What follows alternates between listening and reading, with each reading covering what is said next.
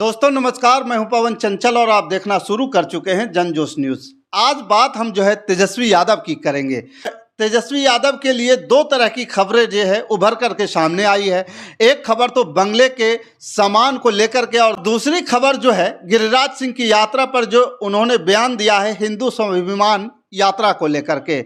सबसे पहले हम बंगले की सामान को लेकर के जो है चर्चा कर लेते हैं कि उप मुख्यमंत्री के तौर पर जिस बंगले में रह रहे थे और रहा करते थे, यानी कि 5 देश रत्न मार्ग का जो आवास था, उस जब उन्होंने खाली किया तब तमाम तरह के आरोप लगाए गए और कहा गया कि बहुत सारा सामान वह अपने साथ लेकर के चले गए और पोस्टर भी चोर का लगा दिए गए। तब तेजस्वी यादव ने कहा था कि जो झूठा आरोप जो लगा रहे हैं उन पर कानूनी कार्रवाई करेंगे, कानूनी नोटिस भेजेंगे।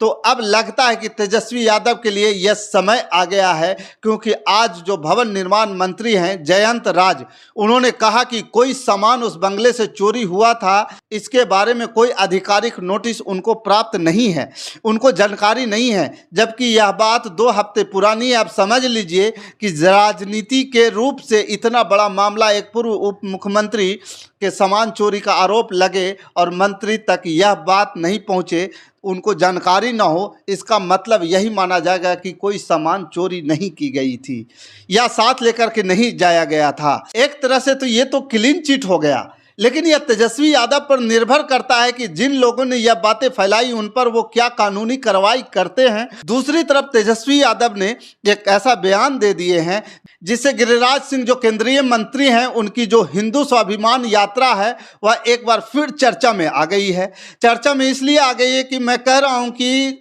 चर्चा यात्रा शुरू होने से पहले काफ़ी चर्चा हुई थी, लेकिन बीजेपी प्रदेश इकाई के द्वारा इस यात्रा को समर्थन ना करने या उसमें शामिल ना होने का वादा किया गया था और जदयू के तरफ से जो तटस्थ रूप अपनाया गया, इस यात्रा को लेकर के चर्चा नहीं हो रही थी।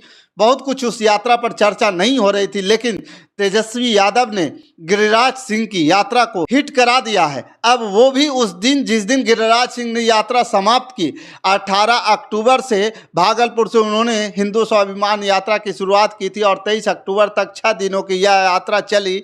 सब जगह शांतिपूर्ण तरीके से यात्रा संपन्न हुई। गिरिराज सिंह ने अपनी बात कहते हुए हिंदुओं को जगाने की जो बात होती है, चाहे घुसपैठ की बात हो, बांग्लादेशी घुसपैठ की बात हो, रोहिंग्या मुसलमानों की बात हो, और तो और एक तरीके से उन्होंने अपना एक कैंपेन की शुरुआत की। यह भी हुआ कि यह पहला चरण था, आगे भी चरण आएंगे। इस बीच अररिया पहुंचे तो वहां भी जो वहां के सांसद है, वहां के प्रदीप कुमार, उन्होंने कहा कि अररिया में रहना होगा तो हिंदू बनना पड़ेगा। तो इस तरह की बातें जब सामने आई तो तेजस्वी यादव का इस पर जो है जोरदार बयान आया है। तेजस्वी यादव ने जो प्रतिक्रिया दी है, मेरे लिहाज से उस प्रकार से वो प्रतिक्रिया नहीं होनी चाहिए। अगर मुसलमानों पर कोई नज़र डालेगा तो ईंट से ईंट बजा देंगे, बल्कि उनको ये कहना चाहिए था कि कोई सांप्रदायिक माहौल बिगड़े तो ईंट से ईंट बजा देंगे। यह दोनों बयानों में काफ़ी अंतर है। तेजस्वी यादव को शब्दों का चयन करना चाहिए था, मुसलमानों की जगह सांप्रदायिक ताकतों पर विशेष बल देना चाहिए था। उन्होंने कहा कि मुसलमानों पर जो नज़र उठाएगा उसको ईंट से ईंट बजा देंगे। अब गिरिराज सिंह का बयान आ गया कि भाई तेजस्वी यादव के लिए मुसलमान ही बिहार के नागरिक हैं, हिंदू नहीं हैं। हिंदू को अगर कुछ कर दीजिए तो वह कुछ नहीं करेंगे, लेकिन अगर मुसलमानों पर नज़र डालेंगे तो ईंट से ईंट बजा देंगे। तो इस तरह के बयान से हुआ क्या है, आरजेडी के अंदर जो है खलबली मच गई है। भले ही तेजस्वी यादव को कोई खुलकर नहीं बोल रहा है, लेकिन आरजेडी के अंदर जो नेता है वो भी इस बयान से सहमत नहीं है और गिरिराज सिंह अंदर ही अंदर खुश होंगे, क्योंकि इससे उनकी इस यात्रा पर, इस बयान पे एक सफल यात्रा के रूप में परिवर्तित कर दिया है। निश्चित तौर पर जो गिरिराज सिंह चाहते थे कि इस जाल में आकर के आरजेडी फंसे, उसी जगह पर तेजस्वी यादव जाकर के फंस गए।